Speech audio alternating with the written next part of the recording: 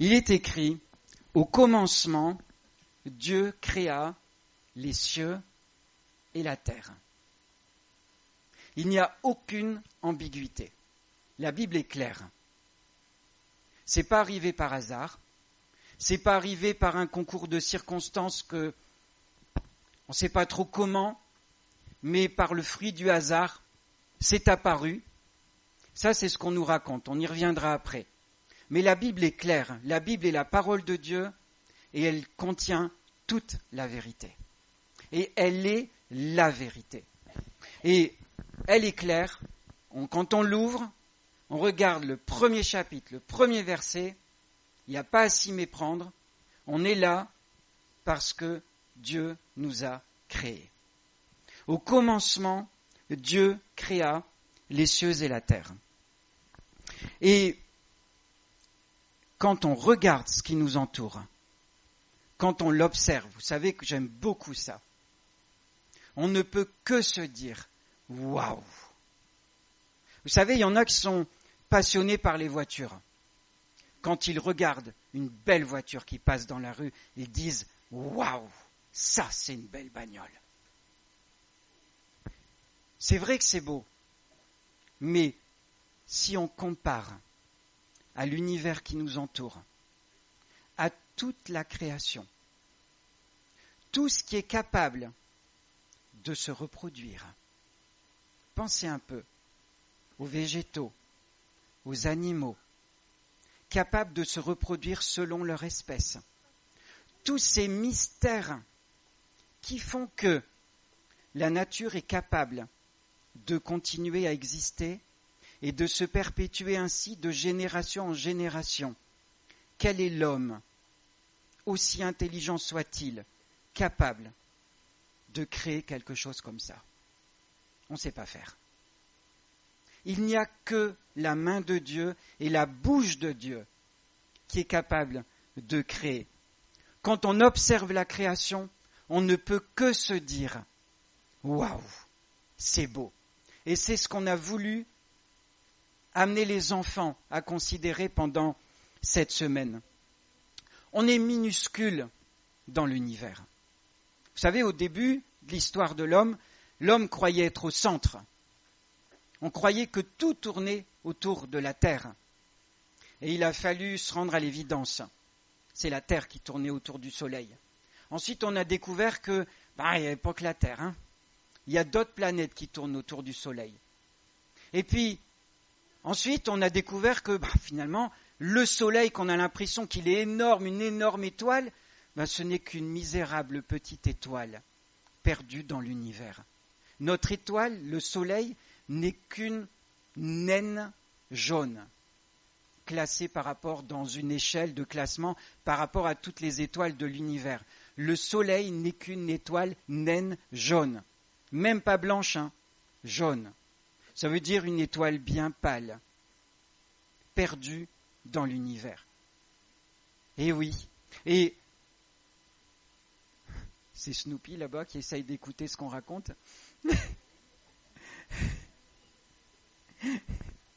Allez, on va rester concentrés. Donc, on est perdu dans tout cet univers. On est minuscule.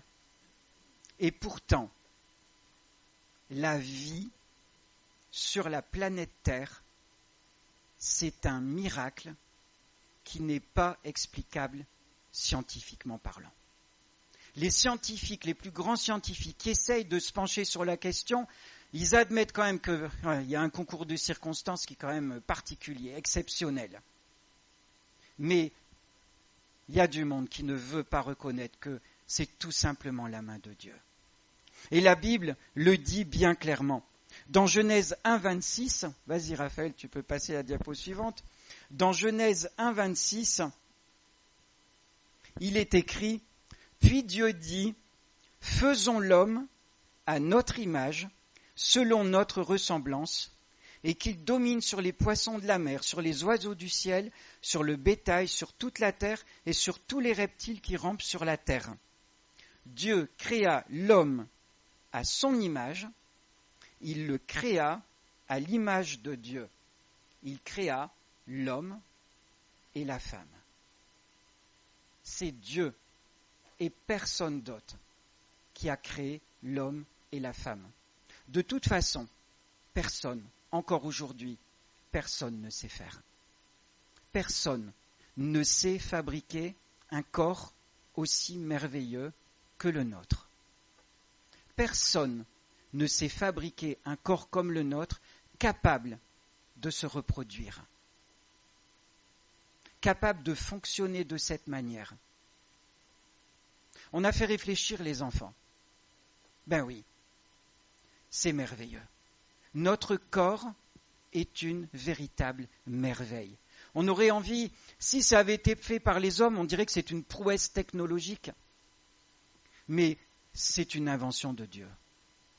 L'homme ne sait pas faire. Et si encore l'homme savait refaire un corps humain avec des organes prélevés sur des personnes qui ont donné leur corps à la science, si encore il savait faire ça, ce serait déjà un exploit.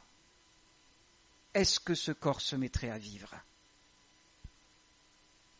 Le secret du souffle de vie, c'est Dieu qui le donne. Il n'y a que Dieu capable de donner le souffle de vie. Et ça, l'homme, c'est impalpable. C'est dans le monde de l'invisible. Entre un corps mort et le même vivant, il n'y a qu'une différence. C'est Dieu qui a donné le souffle de vie. Et quand on meurt, ce souffle de vie, il est repris par Dieu. On n'a aucun pouvoir là-dessus. Et l'homme essaye de tout contrôler. La preuve, on est en train d'essayer de maîtriser le moment où on va mourir. C'est ce qui est en train de débattre. L'homme essaye d'être maître de tout, de choisir le moment où il va naître, de choisir le moment où il va mourir. Mais le souffle de vie, c'est Dieu qui le donne. Aucun homme ne pourra donner le souffle de vie à un corps. Vous savez, Dieu, il a créé l'homme et la femme. D'ailleurs, la Bible ne parle pas d'autre chose. C'est l'homme et la femme. Il n'existe rien d'autre. Il les a créés, et on va regarder la diapo suivante. Il les a plantés, il a mis l'homme et la femme dans un jardin merveilleux. Ça, les enfants, vous l'avez chanté, et on vient de le chanter. Il les a mis dans un jardin merveilleux. Et dans ce jardin merveilleux, il s'est passé quelque chose. Le diable est passé par là. Et il a détruit la merveilleuse œuvre que Dieu avait faite. Et Jésus le rappelle dans Jean 10, le voleur ne vient que pour dérober, égorger et détruire. Moi, dit Jésus, je suis venu afin que les brebis aient la vie et qu'elles soient dans l'abondance. Et ça, c'est une bonne nouvelle. Jésus est venu pour nous donner le bonheur. Et ça, c'est une vérité. Il n'y a que Jésus capable de venir restaurer ce qui a été démoli par le diable depuis le passage du serpent ancien dans le jardin d'Éden. C'est Jésus qui est venu exprès pour restaurer le bonheur qu'il avait prévu pour l'homme et la femme. Et j'ai mis volontairement le portrait en silhouette de fond, un homme et une femme au bord de la mer. On aurait pu choisir un autre paysage, mais parce que c'est moi qui l'ai fait, puis j'aime bien la mer. Mais j'aime bien la montagne aussi. Mais c'est Dieu qui offre ce bonheur entre un homme et sa femme. Pensons aujourd'hui à l'œuvre du malin. Réfléchissons un peu au nombre de couples brisés, au nombre de familles déchirées à cause de l'œuvre du malin. Dieu avait un autre projet, c'est le bonheur pour les familles, le bonheur pour les couples. Le malin est passé par là et il détruit. Mais Jésus est venu pour donner la vie. Jésus est venu pour détruire l'œuvre du malin. Encore faut-il le suivre pour en jouir. Parce que si on ne le suit pas, on ne jouit pas de ce cadeau. Et ça, la balle est dans notre camp. Hein. Jésus, il a fait tout ce qu'il fallait. Seulement, on doit le suivre pour jouir de ce bonheur. Une grande partie de l'humanité écoute la voix du malin. Et cette humanité, elle se ment à elle-même et elle ment aux autres. Et on va lire un verset dans Romains chapitre 1, verset 18. La colère de Dieu se révèle du ciel contre toute impiété et toute injustice des hommes, qui retiennent injustement la vérité captive. Car ce qu'on peut connaître de Dieu est manifeste pour eux, Dieu le leur ayant fait connaître. En effet, les perfections invisibles de Dieu, sa puissance éternelle et sa divinité se voient comme à l'œil depuis la création du monde quand on les considère dans ses ouvrages. Ils sont donc inexcusables. C'est lourd de sens, ce verset. Si je récapitule, ça veut dire que l'homme, il tient la vérité captive. En gros, c'est ça. L'homme retient la vérité captive parce qu'il refuse de reconnaître dans la création qu'il y a un Dieu qui a tout fait et qui les a formés. C'est ce qui est exprimé là,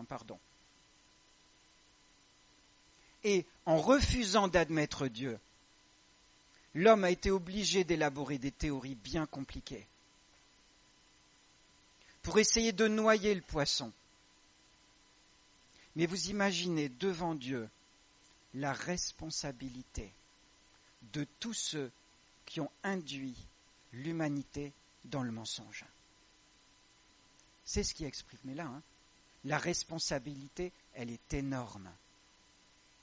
Tous ceux qui ont inventé des théories pour faire croire qu'on y arrivait par hasard, qu'il n'y a pas de Dieu, que tout ça, ça s'est fait tout seul, je ne voudrais pas être à leur place quand ils se trouveront devant Dieu. Il est écrit que tout genou fléchira devant Dieu. Un jour, ces êtres humains, ces scientifiques, ils fléchiront devant le genou devant Dieu et seront obligés d'admettre qu'ils se sont mentis à eux-mêmes et qu'ils ont menti à l'humanité. Et ça, c'est grave. Et aujourd'hui, vous qui entendez ce message, dites-vous bien qu'il est la vérité. Ce n'est pas parce que c'est moi qui le dis. C'est la vérité parce que ça sort tout droit de la Bible. C'est Dieu qui t'a donné la vie et qui a voulu que tu vives. Et Dieu veut te rencontrer. Il veut que tu le rencontres. Et si tu entends sa voix ce matin, c'est marqué, n'endurcis pas ton cœur. Tu dois venir à lui. Je continue la suite de ce que l'apôtre Paul a écrit. Ils sont donc inexcusables, puisque, ayant connu Dieu, ils ne l'ont point glorifié comme Dieu, et ils ne lui ont point rendu grâce, mais ils se sont égarés dans leurs pensées, et leur cœur sans intelligence a été plongé dans les ténèbres. Et Dieu dit, se vantant d'être sages, ils sont devenus fous. Aux yeux de Dieu, ils sont fous. En se vantant d'être sages, ils sont devenus fous. On pourrait épiloguer longtemps là-dessus, mais je ne vais pas m'étaler. Mais en tout cas, toutes les théories qui nient l'existence de Dieu, elles sont issues du mensonge et de la folie de l'homme qui nie l'existence de Dieu.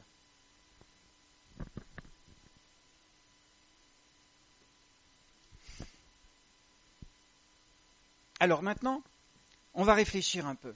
Que nous apprend la Bible par rapport à la création? Et c'est ce qu'on a voulu que les enfants fassent. On a observé la création. On leur a fait observer. Donc il y a eu des enseignements qui ont été donnés.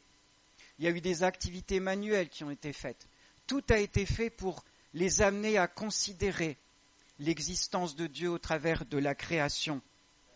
Et la Bible nous dit, dans le livre de Job, c'est Job ça qui le dit, interroge, merci Raphaël, tu assures, interroge les bêtes, elles t'instruiront, les oiseaux du ciel, et ils te l'apprendront.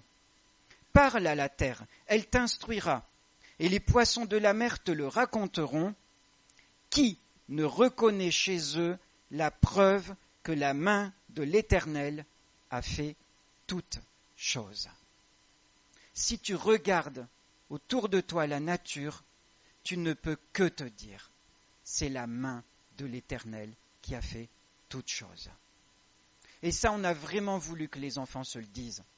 Parce qu'on sait qu'à l'école, on ne leur dit pas du tout ces vérités. On leur raconte qu'il n'y a pas de Dieu, enfin on ne parle même plus de Dieu. On l'ignore. On leur explique comme étant démontré que c'est arrivé par hasard, c'est le fruit de l'évolution, et si et patati patati, je ne veux pas leur raconter ce qu'on leur met à l'école. Mais nous, il faut qu'on les informe. C'est Dieu.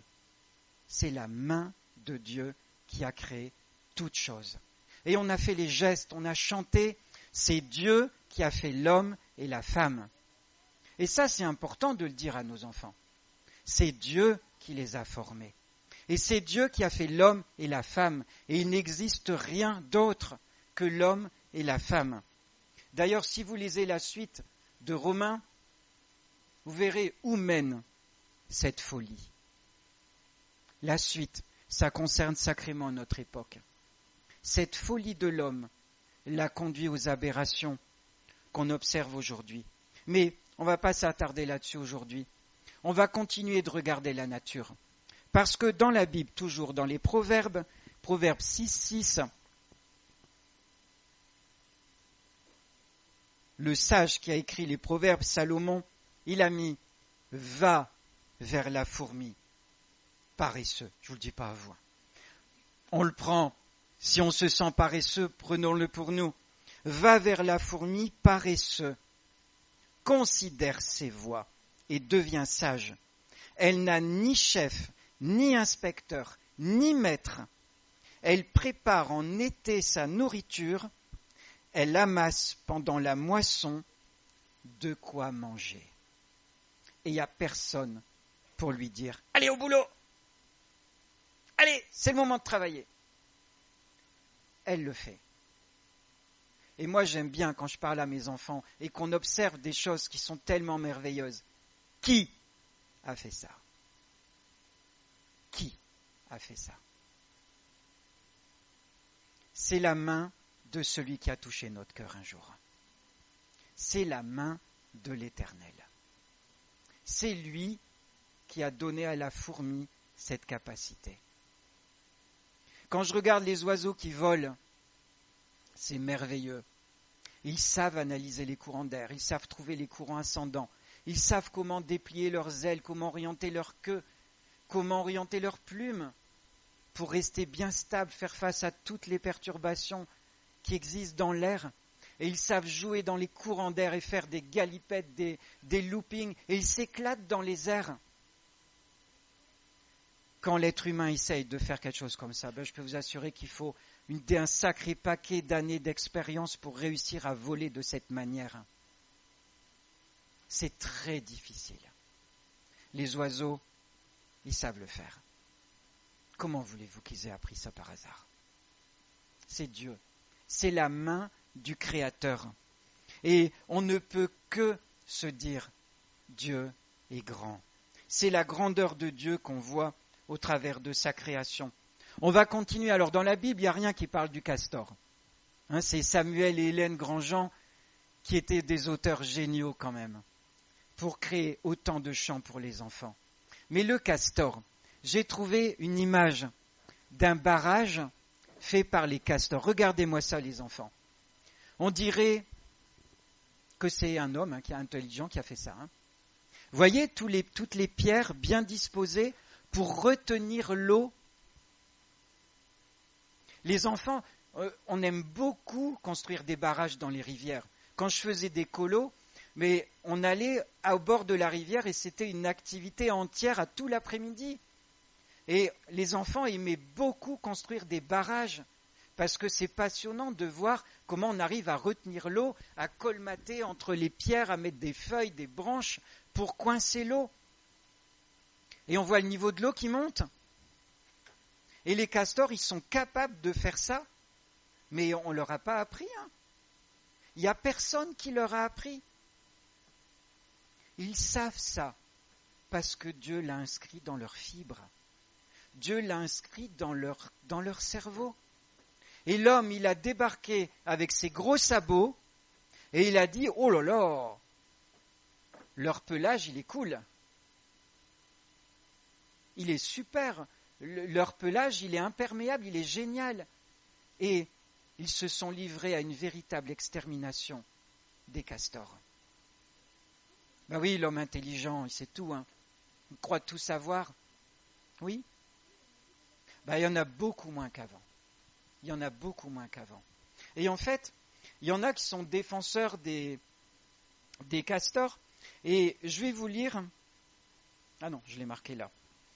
Je croyais que c'était sur la diapo. Non, je ne l'ai pas mis sur la diapo parce qu'on n'y verrait rien. Le castor ingénieux qui s'applique dans la construction des barrages. Le rongeur dont la puissance créatrice a été effacée de nos mémoires par des siècles d'extermination. Vous devinez, c'est l'homme intelligent qui a fait ça. Construit des barrages, donc le castor, construit des barrages pour se mettre à l'abri sous les eaux et irriguer les terres qui le nourrissent. Donc il barre l'eau pour que l'eau aille un peu sur les côtés. Irriguer, ça veut dire pour que l'eau aille mouiller les racines des arbres. Les arbres grandissent comme ça, et les castors le savent, que les arbres ont besoin d'eau. Et les arbres, en grandissant, ça leur fournit de la nourriture.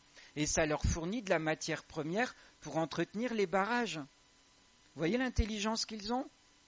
Il n'y a aucun homme qui leur a appris. C'est Dieu qui les a créés, qui leur a mis ça dans le cerveau. Et encore, je ne cite que des petits exemples, les enfants et les grands enfants. Ce ne sont que des petits exemples. On pourrait passer notre vie entière à analyser chaque animal, à comprendre le rôle que Dieu lui a donné dans l'immensité de la création de toute la chaîne alimentaire et végétale. Tout est important. Tout est important. Et aujourd'hui, si on a autant de dérèglements, c'est parce que l'homme n'avait pas du tout compris ce qu'il est en train de commencer à comprendre. Et il a déréglé tout l'écosystème de la merveilleuse création que Dieu avait faite. On va terminer en observant le pinson. Ça va être court. J'ai mis la même image, les enfants. Vous le reconnaissez, le pinson ? Il chante comment, Yoché ? Il chante à qui mieux ? Eh oui, il chante le pinson. Et il est toujours joyeux. Il est toujours joyeux. Je n'ai jamais entendu un chant de pinson triste. Vous l'avez déjà entendu, vous les enfants ? Moi non plus. Il n'y a pas de chant de pinson triste. Le pinson, il est toujours joyeux. Et qui est-ce qui se plaint ? Qui est-ce qui se plaint tout le temps ? Ah ouais. Et je ne m'exclus pas de ce problème. On se plaint tellement souvent et facilement. On a un modèle. Si on est paresseux, on a un modèle, la fourmi. Si on se plaint tout le temps, on a un modèle, le pinson.